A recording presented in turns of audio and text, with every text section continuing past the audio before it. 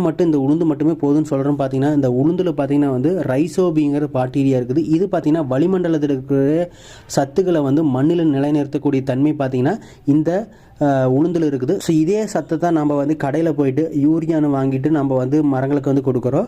So இதை நம்ம இயற்கையான முறையில் வந்து நம்ம முன்னோர்கள் வந்து பயன்படுத்திகிட்டு இருக்காங்க. ஸோ இது போக நிறைய இயற்கையான முறைகளை நம்ம கையாண்டாலே போதும் தலைச்சத்தை நம்ம வந்து இன்க்ரீஸ் பண்ணலாம். தலைச்சத்து பார்த்திங்கன்னா வந்து நைட்ரஜன் சத்தை வந்து தாவரத்தில் இன்க்ரீஸ் பண்ணுது. ஸோ இந்த தலைச்சத்து இருந்தால் தான் பார்த்திங்கன்னா தாவரங்களோட வளர்ச்சி வந்து சீராக இருக்குது. ஸோ அது மட்டும் இல்லாமல் நோய் மேலாண்மை எதுவுமே இல்லாத மாதிரி இருக்குது.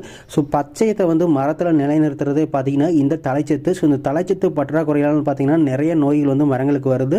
ஸோ இதுக்கு பார்த்திங்கன்னா முக்கியமாக நம்ம மீன் அமிலம் கொடுக்கலாம். ஸோ அடுத்தது பார்த்திங்கன்னா வந்து கோமியம் வந்து ஒரு 10 லிட்டருக்கு பார்த்திங்கன்னா வந்து 2 லிட்டர் கரைசல் இந்த மாதிரி கொடுத்தாலே போதும். அல்லது இளநீர் ஆட்டு எரு கொடுக்கலாம்.